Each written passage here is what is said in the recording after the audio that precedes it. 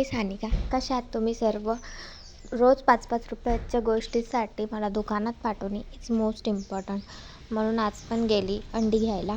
बापरे, इथचे पॅकेट्स पाहून तसं असं वाटलं सर्वच घरी उचलून घेऊन जाऊ, पण नंतर आठवली गरिबी. म्हटलं असू दे, म्हणून काही न घेता फक्त अंडी घेऊन खाली हात गेले घरी वापस. नंतर बघा माझी कॉलनी किती छान आहे ना. नंतर परत आई म्हटली चल कांदे घेऊन येऊ.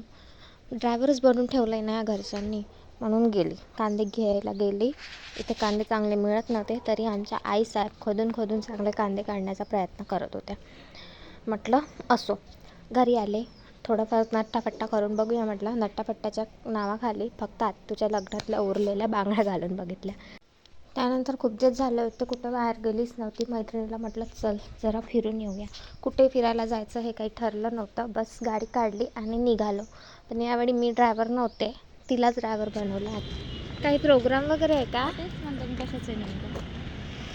आम्ही आलो पोस्टर ग्राउंडवर. 6:30 वाजले.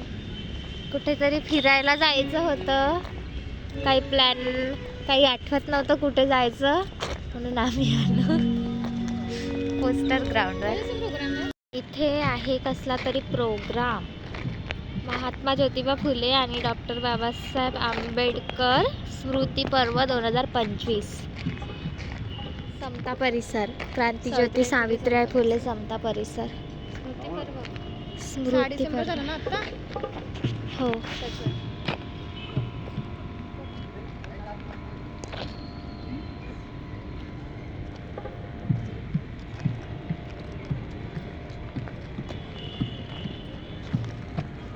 खिशात एकही रुपया नाही आणि आम्ही आलो बाहेर.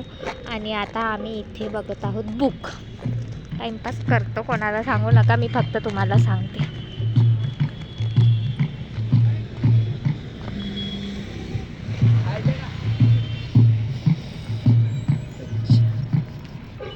घेत आहे का बुक्स?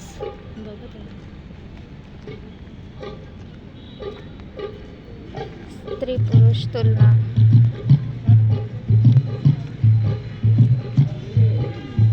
डॉक्टर बाबासाहेब आंबेडकर झाले नसते तर, गाजलेली भाषणे, परित्राण पठायला.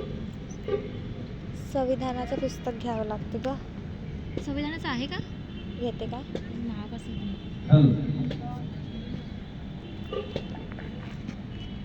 कशाचं ते? जाती व्यवस्था आणि पुरुष वाचलेलं. तर आम्ही गेलो होतो पोस्टर ग्राउंडवर. आम्हाला माहिती नव्हतं इथे होता प्रोग्राम स्मृती पर्वचा. इथे छान पुस्तक वगैरे विकायला होते. आम्ही सुद्धा घेतलं एक पुस्तक. आणि इथे एवढे छान छान गाणे म्हणत होते ना, सर्वांचा आवाज एवढा मस्त.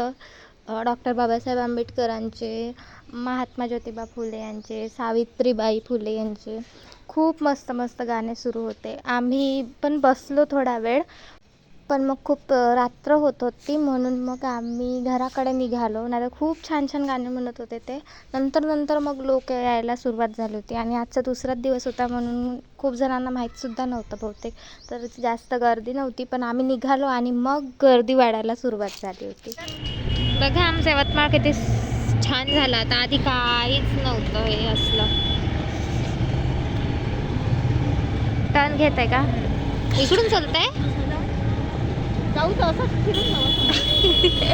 आमच्याकडे खूप पेट्रोल आहे आज, म्हणून आम्ही मस्त फिरत आहोत.